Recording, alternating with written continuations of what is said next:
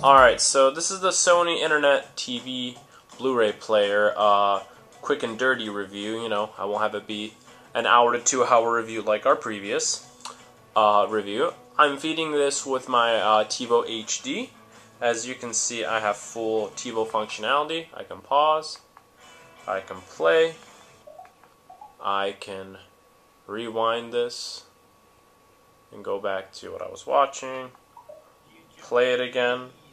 If I want, I can bring up my guide, and of course, if I want to, I can bring up my full TiVo menu and go throughout that as I would.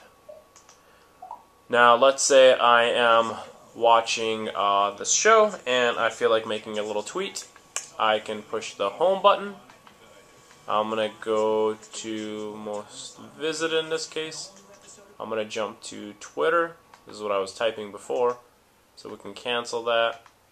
You know, we can go through our tweets, see what there is, reply to whoever we want. In this case, I'm just going to compose a new tweet. Going to listen to the Apple earnings report. Jump down, tweet, and voila. Now the best part of all this is, again, I'm going to push my home button. I'm going to go up to bookmarks, and I'm going to go to live TV. I actually don't ever need to leave the TV. There's a little side button I can push. And notice that the TV is actually in the bottom right hand corner, and I can do everything as I was. So again, I'm going to go down to most visited. I'm going to go over to Engadget, who has it. Connecting, and you'll notice again, Engadget is not an easy page to load. There's plenty of content onto it, but I'm loading the full page, able to scroll through it without any kind of problem. There is the earnings call, and they have an embedded audio over here, and I'm just going to go right on top of that audio, and I'm going to click play.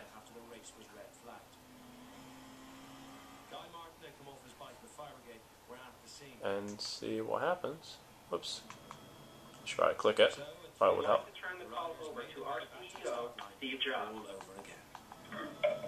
Thanks, Peter. Hi, everybody.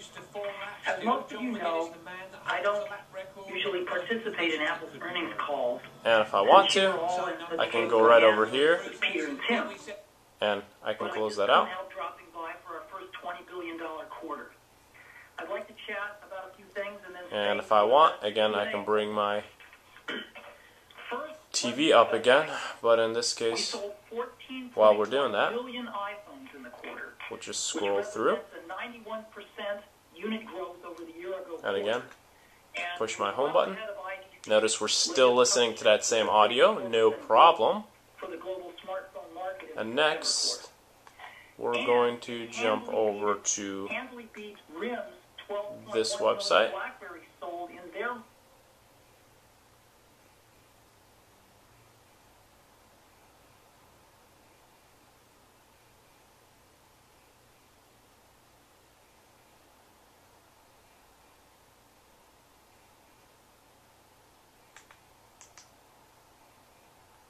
Oh wow.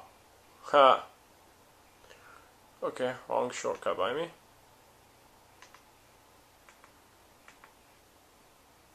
I was wondering what just happened. I was looking at the wrong thing. There we go. There is the right website. Click on it. Let's say we're looking for Alice in Wonderland. Gonna go right over here. Hit search. Apparently you still gotta learn how to type though, in terms I just can't type. It's not Salis, it's actually Alice in Wonderland. And we're going to go over here and we're going to hit the search. And voila, there is the options as you normally would see. And again, just to kind of drive this point home, I'm going to click on this link. This is going to take us to a page. I can scroll through. Again, the whole point is to show you that you can get the full web experience no problem whatsoever. And again, if I want, I can just push the home button over here, go to applications, jump to bookmarks, go to my live TV, and I'm back where I was. Or again, I can go to picture-in-picture and do this. If I'm ever in the middle of anything and I want to jump to a particular website, I can bring up my search right up here and I can either search Twitter or whatever, but in this case, we're just going to go to our website. Again. Oh, this took us to our YouTube, sorry. I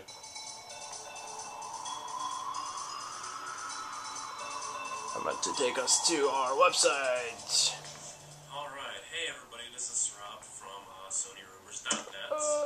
And we kind of weird to listen to yourself as that happens. In today's episode, mainly concerning there we go, so we're going to go to the website right here. Sorry, my mistake.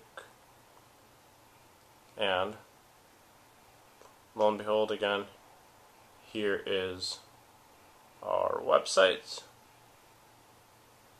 And let's say, you know, this isn't big enough. If I want, I can zoom in into the content to enlarge it as much as I want. There it is, full-blown page right there. And again, remember, I'm on a 60-inch TV right here. And if I want, I can zoom back out.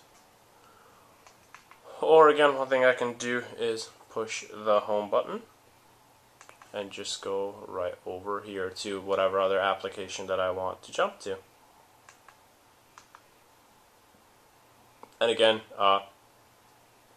you can go to different tabs, things of that nature if you want. So here is a new tab, and voila, I'm now in a new tab, so I can do multiple websites at the same time if I want. And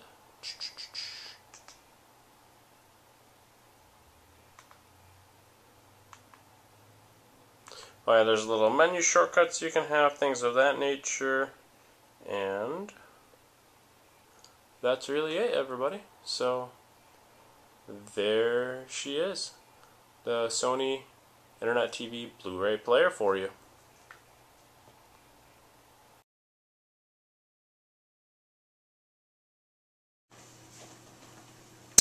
Alright, so by now you guys have seen our video kind of overview of how the Sony Internet TV Player works, but I wanted to wait a few days to do the conclusion part because I really wanted to kind of spend some time with the device itself. You know, reviewing it is one thing, and I think that's where a lot of reviewers get wrong. You know, they rush, you know, review the product, but don't actually get to ease into it and, you know, see what it was really meant to. And so now I've used the device for about 2 or 3 days, and it's definitely changed my mind about it. Before I was like, hey, this is fun, but it's not something I really need.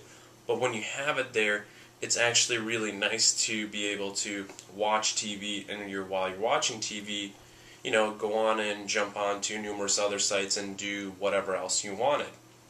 It's a little bit of a harder sell for someone, you know, who might have an iPad floating around right in the living room or something like that, because they can get a lot of that out of it. But again, it is a different experience when it is on a larger TV. And again, in my case, I happen to have a 60-inch TV, but, you know, obviously even a 10-inch iPad is different than, you know, your 32-inch, your 40-inch TV, or 46-inch TV, or whatever else it might be.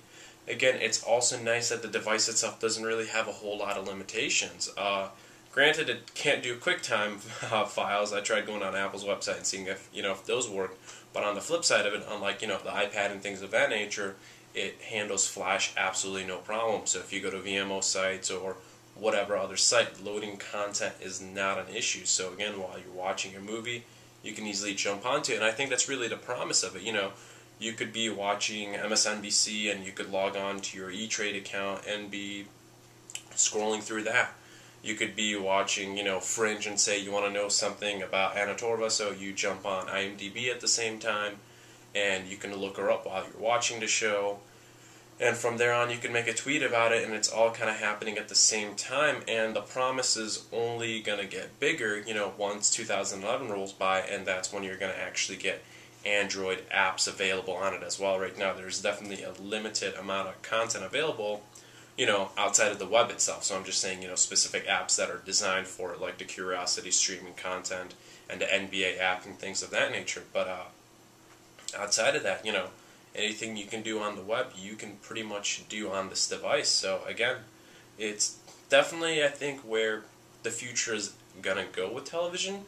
Is it there right now? Probably not. You know, it's something that's gonna definitely has, you know, some kinks that it needs to get worked out on. One little annoying thing would be if you're watching TV and you minimize it on the bottom right hand corner and you're on the web and you jump on something that has audio, you can't, or at least not that I could figure out in any shape or form, you can't mute the TV aspect of it and just stick to the web portion of it. You either mute your television or you don't. So I mean, it'd be kind of nice to have that, but I mean, again, outside of that, so far I've had it for around 3 days and it's been a fantastic device. So like I said, if you're the type of person who likes multitasking, likes having web content, you know, available to you while you're in the living room or in the office, let's even say, it really doesn't matter, I guess, where the destination of the device is.